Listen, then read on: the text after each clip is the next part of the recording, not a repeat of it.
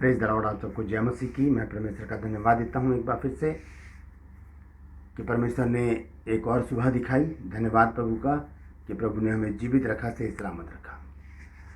और मैं आपका दोस्त पास्टर राजमसी आपके सम्मुख उपस्थित हूँ और एक और नया संदेश लेकर मैं उपस्थित हूँ। बाइबल की बातें, बाइबल के भेद, बाइबल की वो गूढ़ भेद की बातें जिन्हें हमें जानना बहुत ज़रूरी है। आज का जो विषय बहुत ही महत्वपूर्ण है। मैं आपसे गुजारिश करता हूँ कि पूरा वीडियो देखिएगा ताकि सारी बात आपको समझ में आ जाए।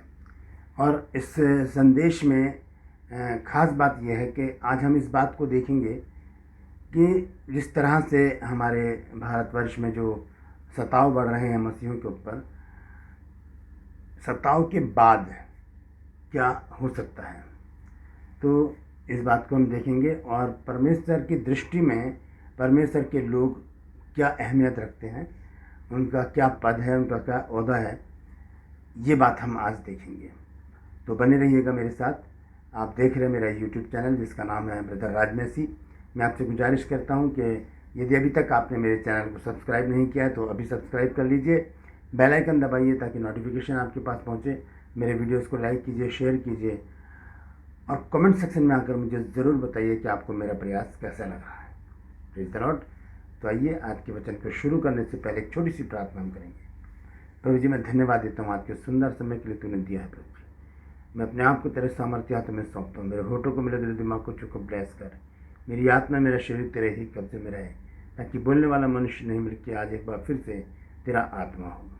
गूढ़ भेद की बातें हम पे प्रकट कर ताकि उन बातों को जाने और उसी के अनुसार अपने जीवनों को व्यतीत करने वाले बन सकें। जितने भी तेरे बच्चे इस संदेश को सुन रहे हैं प्रभु, उन सबको मैं आशीष बोलता हूँ प्रभु जी। आशीषों को रिलीज़ करता हूँ प्रभु जी। अपने बच्चों की सारी कमी घटियों को दूर कर, ज़रूरतों को पूरा कर, इनकी कमाइयों में बरकत दे और सारी रोग, बीमारी, चिंता, परेशानी से मुक्ति दे। धन्यवाद देता हूँ प्रभु, तूने मेरी प्रार्थना को सुन लिया। प्रभु यीशु के नाम से मांगते हैं, आमीन। Praise the Lord. तो आइए, अभी हमने कुछ दिन पहले देखा कि एक महिला ने एक पास्टर को थप्पड़ मारा और बहुत ही नम्र स्वभाव के पास्टर, जिन्होंने अपना दूसरा गाल भी उस महिला की ओर फेर कर कहा कि इधर भी मार लीजिए। ये घटनाक्रम चल रहा है और बहुत दिनों से हम देख रहे हैं और अब तो कुछ ज़्यादा ही होता चला जा रहा है। छत्तीसगढ़ हो, मध्य प्रदेश हो और भी बहुत सारी जगह है जहाँ पर ऐसी घटनाएं हो रही हैं। तो आज मैं आपको ये बताना चाहता हूँ कि परमेश्वर की दृष्टि में परमेश्वर के जो लोग हैं जो सताए जा रहे हैं, उनका क्या पद है, क्या ओहदा है, परमेश्वर की दृष्टि में वो क्या अहमियत रखते हैं। आज इस बात को हम देखेंगे। आइए मेरे साथ, अगर आपने बाइबल ले रखी है, अगर बाइबल आपके पास है, नहीं तो आप सुन लीजिए। प्रेरितों के काम निकालेंगे 5 अध्याय और मैं उसके 33 पद से पढ़ूंगा, ध्यान से सुनिए, ठीक है।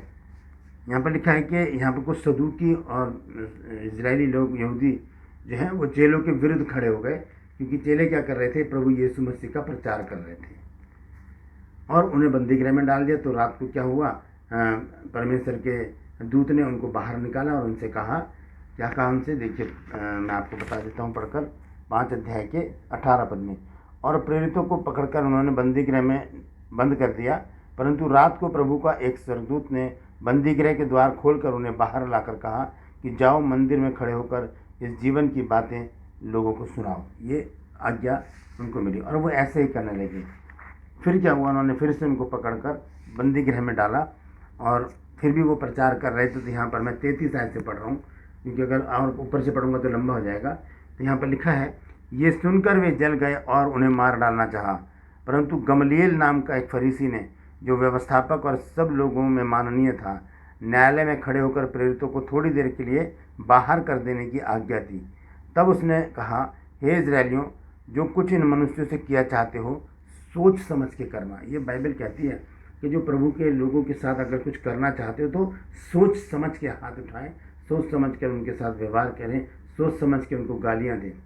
आगे कहता है, क्योंकि इन दिनों से पहले थियूदास ये कहता हुआ उठा कि मैं भी कुछ हूँ, और कोई 400 मनुष्य उसके साथ हो गए, परंतु वह मारा गया और जितने लोग उसे मानते थे सब तितर बितर हो गए और मिट गए।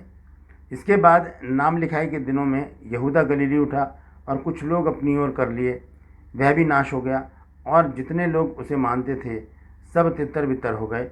इसलिए अब इतना 2 लोगों का जिक्र करने के बाद गमलीएल अब क्या कहता है उनसे, ध्यान से सुनिए 38 आयत में। इसलिए अब मैं तुमसे कहता हूँ, इन मनुष्यों से दूर ही रहो और उनसे कुछ काम ना रखो, क्योंकि यदि ये धर्म या काम मनुष्यों की ओर से है तो सब मिट जाएगा, है ना। यहाँ लिखा है कि गमलीएल कह रहा है इन लोगों से कि इसलिए अब तुम इन मनुष्यों से दूर ही रहो और उनसे कुछ काम ना रखो, क्योंकि यदि यह धर्म या काम मनुष्यों की ओर से हो तब तो मिट जाएगा। परंतु ध्यान से सुनिए अब 39 आयत में गमलीएल क्या कह रहा है, किनके बारे में, प्रभु के दास लोगों के बारे में, चेलों के बारे में। 39 आयत में लिखा, परंतु यदि परमेश्वर की ओर से है तो तुम उन्हें कदापि मिटा ना सकोगे, कहीं ऐसा ना हो कि तुम परमेश्वर से भी लड़ने वाले ठहरो।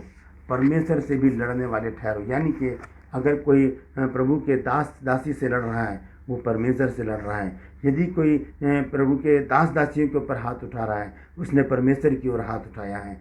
यदि किसी ने परमेश्वर के दास दासियों को गालियाँ दी हैं उसने परमेश्वर को गालियाँ दी हैं। यदि किसी ने परमेश्वर के लोगों के साथ बदतमीजी की है उसने परमेश्वर के साथ बदतमीजी की है। गमलीएल यही बता रहा है कि इनसे दूरी रहो और सोच समझ के साथ इनके साथ व्यवहार करो, कहीं ऐसा ना हो कि तुम परमेश्वर से भी लड़ने वाले ठहरो। तो जो लोग प्रभु के लोगों के साथ लड़ाई झगड़े करते हैं, उनके साथ बदतमीजियाँ करते हैं, हाथापाई करते हैं, वो परमेश्वर से लड़ने वाले ठहर रहे हैं। और जो परमेश्वर से लड़ता है वो कभी भी कामयाब नहीं होता, वो कभी भी सक्सेस नहीं होता, वो कभी भी सफल नहीं होता और परमेश्वर उसकी सज़ा उसको ज़रूर देता है।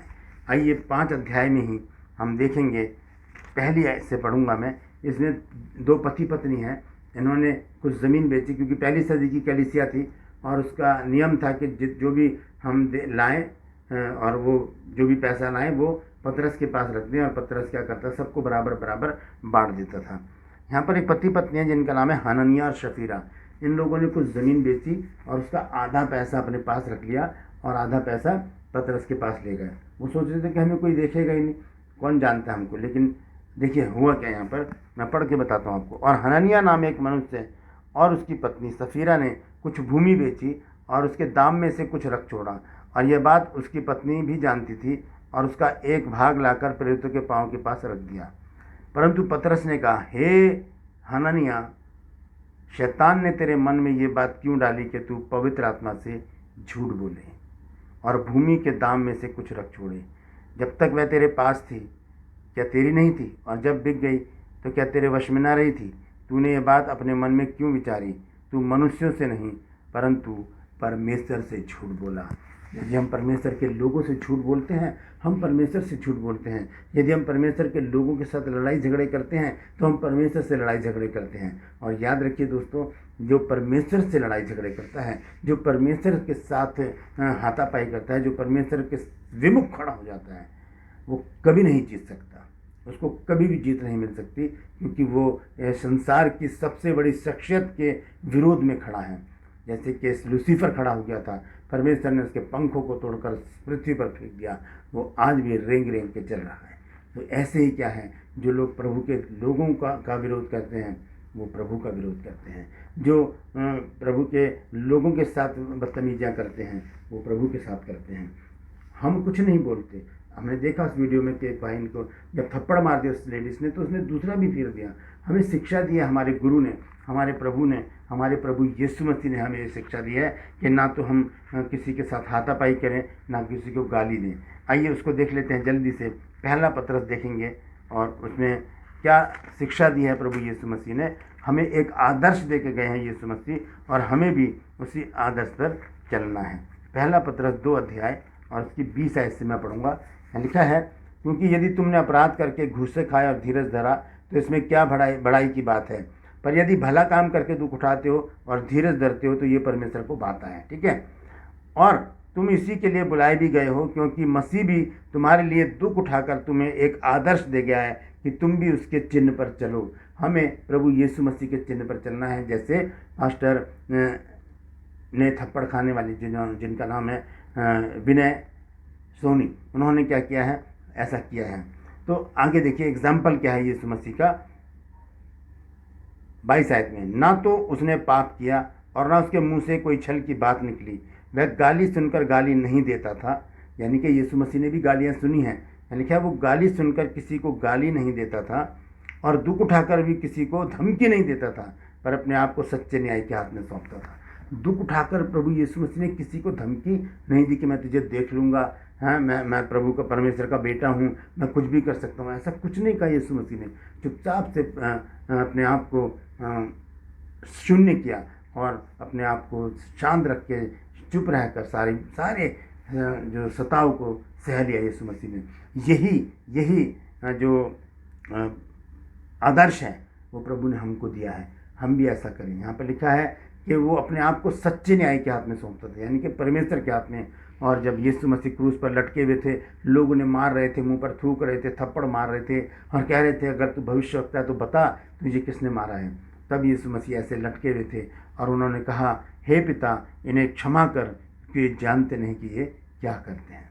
Hallelujah, praise the Lord. तो इस तरह से प्रभु यीशु मसीह ने हमें कुछ आदर्श दिए हैं कि हम उसी के अनुसार अपने जीवन को व्यतीत करें और जो प्रभु के लोग हैं उस आदर्श को लेकर ही चल रहे हैं। और चाहे हम गालों पे थप्पड़ खा लें फिर भी हम मुस्कुराते रहेंगे। क्यों? क्योंकि हम जानते हैं कि बदला लेना हमारा काम नहीं, बदला लेना परमेश्वर का काम है। क्योंकि हम प्रभु के लोग हैं। अगर कोई हमसे लड़ेगा तो परमेश्वर से लड़ेगा, और कोई हमारे साथ अगर हाथापाई करेगा तो वो परमेश्वर के साथ हाथापाई करेगा। आइए अंत में एक वचन और पढ़ के मैं समाप्त करूँगा।